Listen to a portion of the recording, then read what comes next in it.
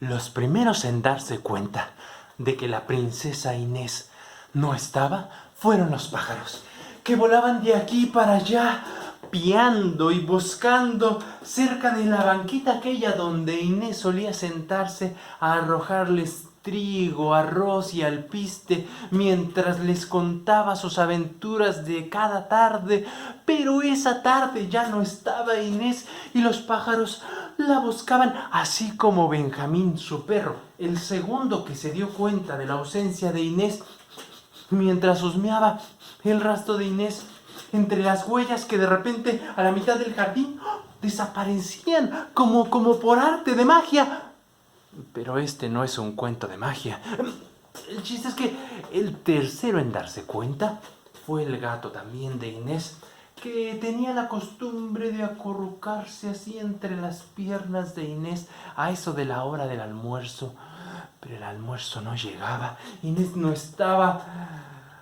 Y de pronto los guardias de aquel portón empezaron a gritar que se habían llevado a Inés, que estaba secuestrada. La gente se volvió loca, las nanas, las abuelas que corrían por todo el castillo preguntándose: ¿y ahora cómo le vamos a explicar a sus padres cuando regresen de la encomienda? Y es que Inés, ¿sí?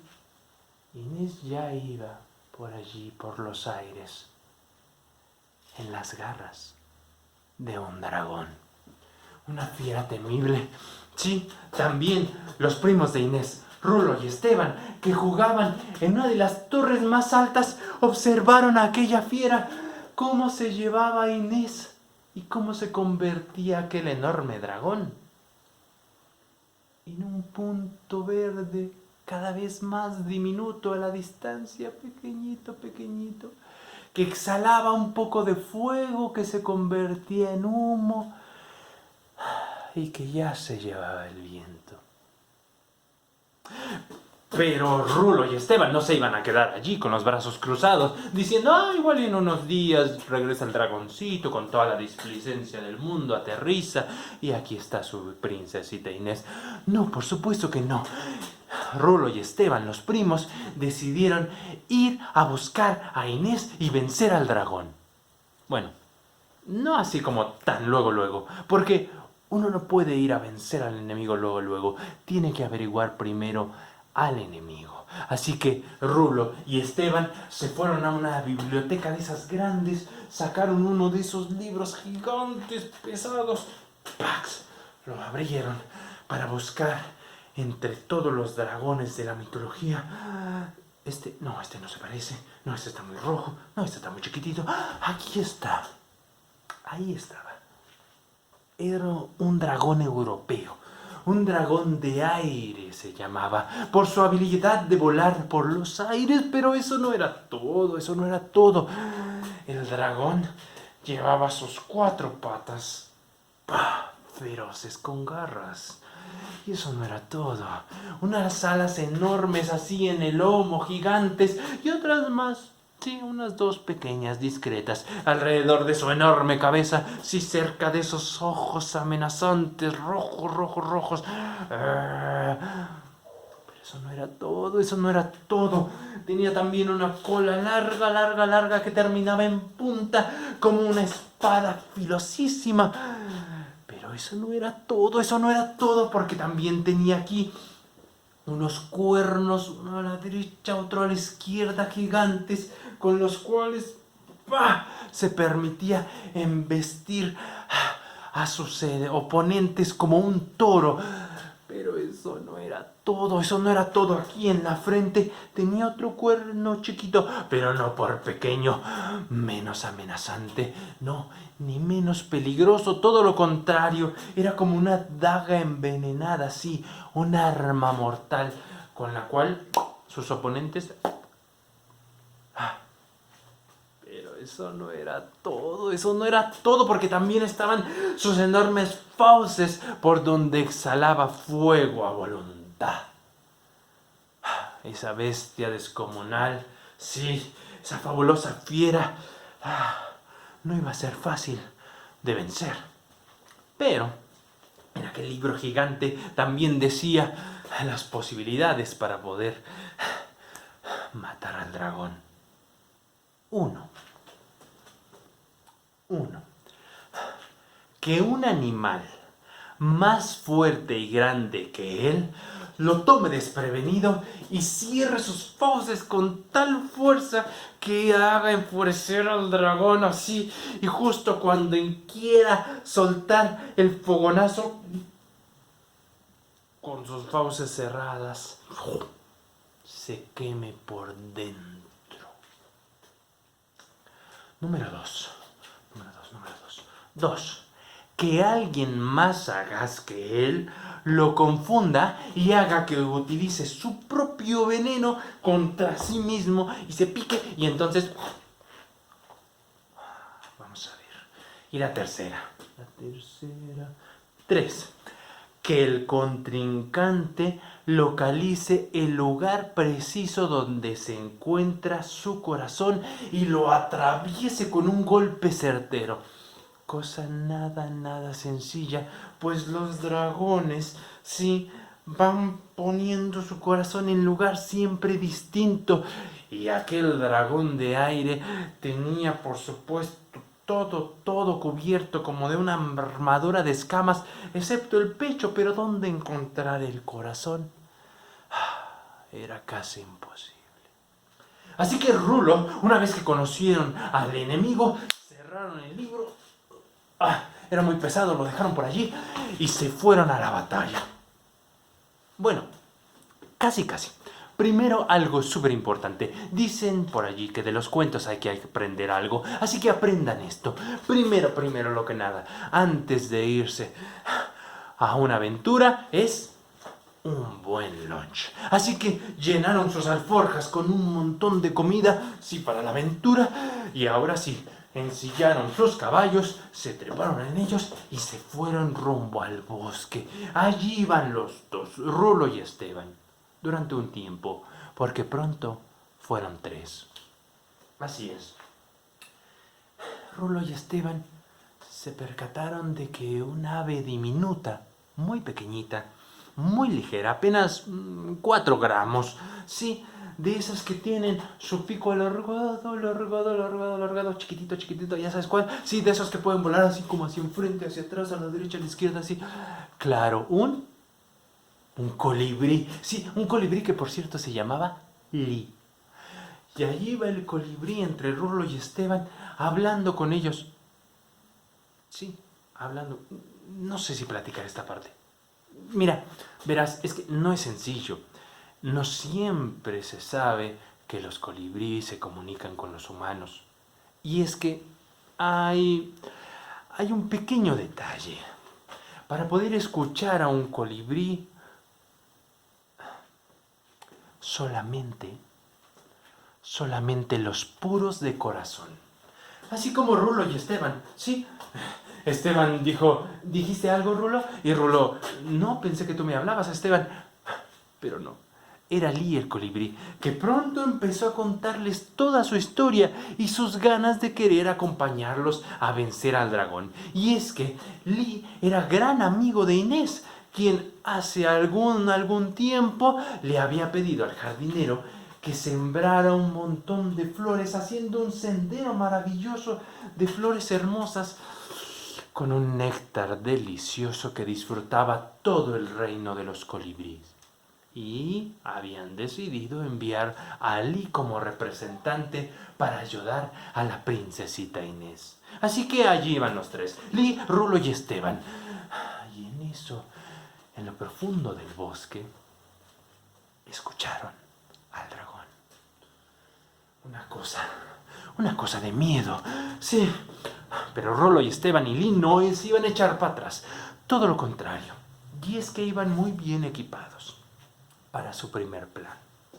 Tomaron un poco de ramas, unos troncos así grandes que ataron a sus caballos como postes de este lado, y luego arrojaron una tela gigante que habían decorado como si se tratara de un monstruo, ¿sí? Parecía que un monstruo así armado, artificial, pero monstruo temible, iba por entre el bosque en busca del dragón.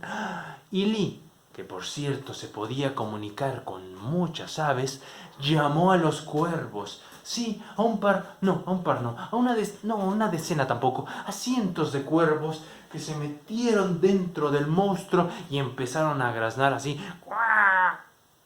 Bueno, así multiplicado por 100. Y sonaba algo como un terrible monstruo. El dragón volteó y empezó la batalla. El monstruo ficticio, el dragón, empezaron allí. Y en eso, cuando venía el dragón a aventársele, Rulo y Esteban salieron con una cuerda gigante que lanzaron y empezaron a dar vueltas. 1, 2, 3, 4, 5, 6, 7, 8, 9, 10 vueltas.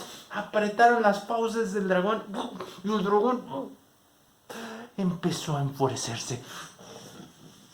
Y ya se ponía rojo. Ya pensaban que iba a sacar, más bien a querer sacar su fuego y se iba a consumir por dentro. Pero en eso, apenas de un cachito, sí, aquí como por el colmillito del dragón, se salió un fuego así, una llama que quemó las cuerdas con que habían atado las fauces. Y fue cosa de que el dragón hiciera y otro tanto de y otro tanto de shock. Y las cuerdas fueron a dar por allí. Y entonces fue con todo contra el monstruo ficticio y de un coletazo así nada más de ¡fua! El monstruo que se quedó hecho trizas. Rulo, Esteban, Lee, los 2 caballos apenas si alcanzaron a escapar. Y el dragón, como si nada, ileso, completamente ileso. De repente como que lamiéndose así la cola, como un gatito cualquiera, despreocupado. Y en esa lamida de la cola del dragón, Rulo y Esteban pensaron, sí, en su siguiente plan. Regresaron al pueblo.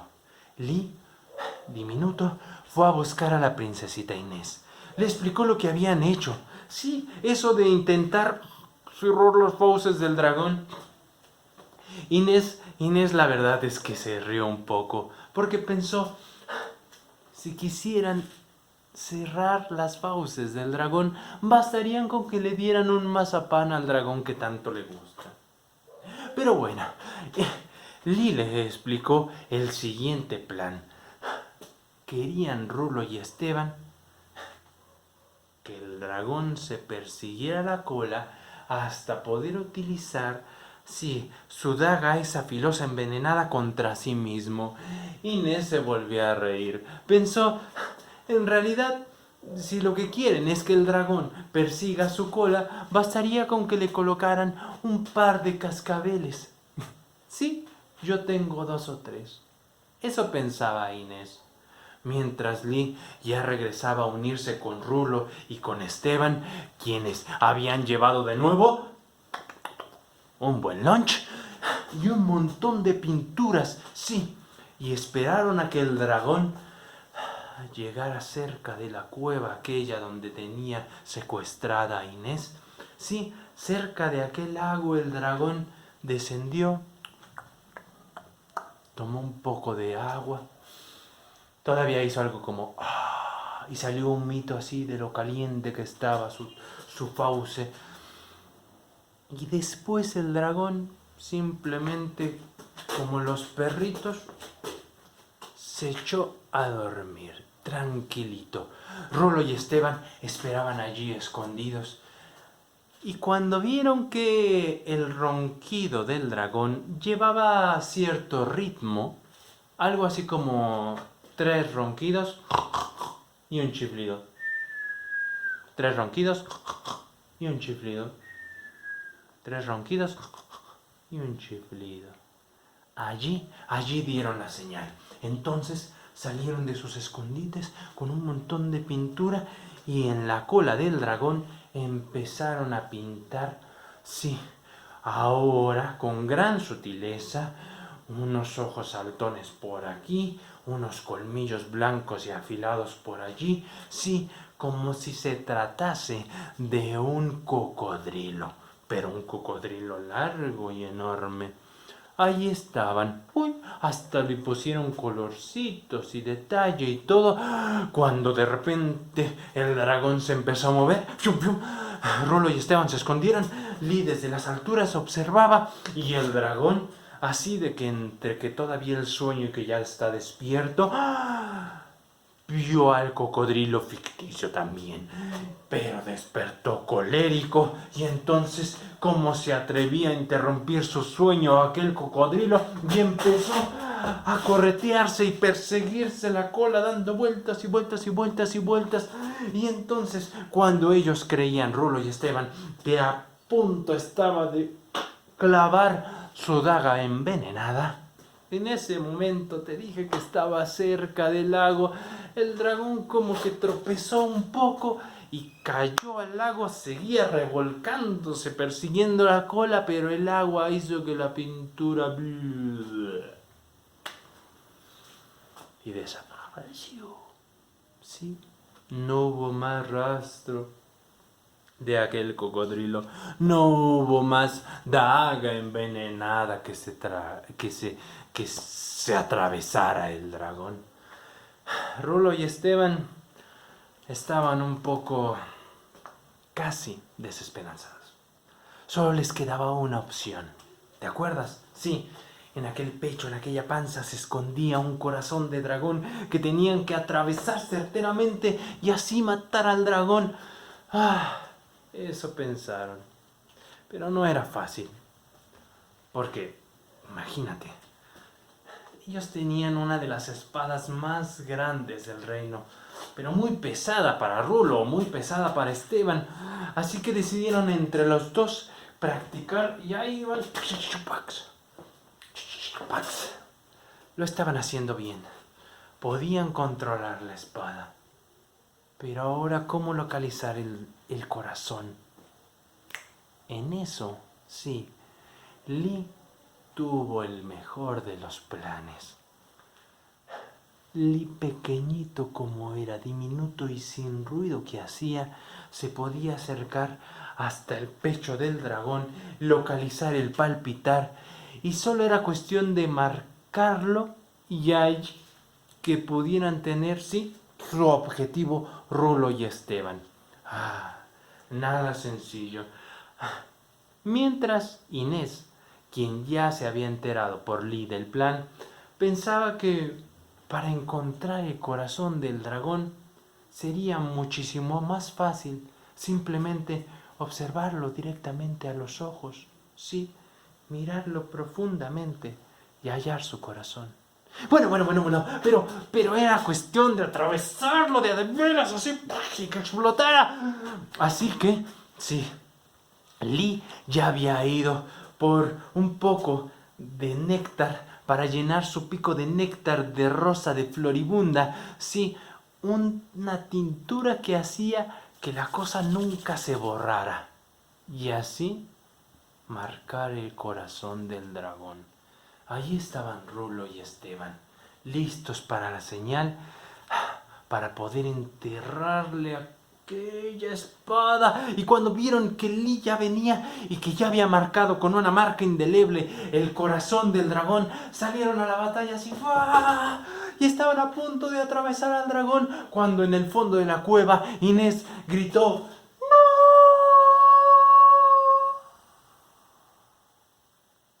Rulo y Esteban se detuvieron así, casi como estatuas. El dragón se dio cuenta y empezó a perseguirlos. Corrieron hasta que pudieron llegar, quién sabe cómo, al fondo de la cueva y ahora estaban allí, en la cueva, los tres, Rulo, Esteban e Inés. Inés, estábamos a punto de matarlo, ¿por qué gritaste? Si venimos a vencer al dragón. A lo que Inés respondió: sí, hay que vencerlo, pero matarlo no es lo mismo que vencerlo. ¿Cómo? ¿Cómo dices eso? ¿Cómo que no es lo mismo? Claro que no, explicó Inés. Si lo matan, se perderá para siempre el dragón de la oportunidad de cambiar y de vencerse a sí mismo. Y ahí estaban ellos. ¿Cómo lo iban a lograr? Mientras, el dragón ya estaba, sí, preocupado por aquella marca. En ese momento el dragón no podía creerlo, se sentía vulnerable, se sentía expuesto. Aquel dragón enorme que había sido invencible, ahora cualquiera podía ver dónde estaba su corazón y lanzar una flecha, arrojar una espada o una lanza y matarlo. Un dragón es un dragón, sentenció Rulo. Como no puede cambiar, dejaría de serlo. Pero Inés les explicó que aunque era feroz, no era tan malo. En realidad, cuando se había llevado a Inés, no la había apretado entre sus garras. Incluso el dragón le había llevado un poco de fruta deliciosa allí en la cueva. Y es que, tras la ausencia de los padres de Inés, ella pasaba mucho tiempo sola, con su imaginación, y en una de esas tardes sola fue que conoció al dragón, y al principio con miedo, pero la soledad les hizo entablar una especie de amistad. Así que cada tarde se veían el dragón e Inés, hasta que el dragón no pudo más y la invitó a venir con él. Así empezó una amistad. Y cierto, sí, parecía un monstruo, y cierto es que era temible, y sus fauces y su fuego, pero quizá lo podían hacer cambiar. Uno puede hacer cambiar si hace las preguntas correctas. Así que hicieron 3 preguntas. La primera de ellas, se acercaron al dragón y le preguntaron, ¿quién eres? El dragón rumió un poco, y es que para saber quiénes somos necesitamos saber nuestra historia, nuestras raíces. El dragón por muchos años y años había sido esa bestia con narraciones gloriosas y fantásticas, ese dragón invencible. El dragón simplemente pudo contestar, soy el que he sido, pero desde hoy un poco menos. Ahora era un poco menos dragón, un poco menos temible. La siguiente pregunta fue, ¿a qué le temes? Es una pregunta difícil, porque cuando te la preguntan tienes que ser muy honesto. Tienes que reconocer dónde y por qué es que tiembla tu alma. El dragón entonces simplemente pudo decir, temo a vivir expuesto. Lo dijo con una honda tristeza, pues aún no comprendía que esa fragilidad en realidad podría convertirse en una gran fortaleza. Pero ahora se sentía abatido. La tercera pregunta, ¿quién te quiere? ¿Quién puede ser tu aliado? ¿Quién es tu amigo? ¿Quién puede salvarte? El dragón durante todos esos años había sido el dragón, un solo dragón. No había necesitado de alianzas ni de compañerismos, era simplemente terrible así como era, solo. Entonces el dragón simplemente agachó la cabeza. No sabía qué responder. No sabía quién lo quería. Pero en ese momento, un peso leve, sí, la caricia de Inés, tocaba en aquella marca indeleble, como un pacto silencioso, en el que, sí, se estaba descubriendo esa amistad genuina. Entonces, sin decir muchas palabras, Lee, el colibrí, volvió a poner su pico con un montón de néctar de rosa de floribunda para marcar el pecho y la panza del dragón por todos lados, un montón de marcas, aquí, allá, acullá, sí, por todos lados, a fin de que la verdadera marca indeleble que apuntaba el corazón ya no se supiera cuál era. Entonces, sí, el dragón volvió a sentirse fuerte, una vez que sabía que podía haber sido vulnerable. Volvió a, sí, a ser él, un poco él, más un poco más. Sí, más sus aliados. Volvió a ser un gran dragón, pero ahora transformado. ¡Ah! Todos vencedores y todos más fuertes, y ese animal poderoso regresaron al pueblo. Entonces sí, volvió Inés a casa, sana. Y entonces sí, también ellos pudieron observar al dragón con todo el respeto que tiene una fiera de ese gran tamaño, con ese respeto, pero sin mayor miedo.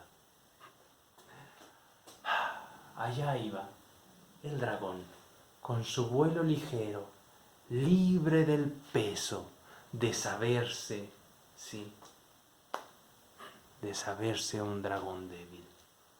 Sí, fuerte de nuevo, pero muy fuerte, porque ahora tenía amigos. Colorín colorado, la marca indeleble.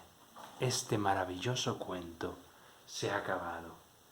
Y, por favor, saluden a Alicia Molina, la autora, y despidámonos de este gran cuento. Chao.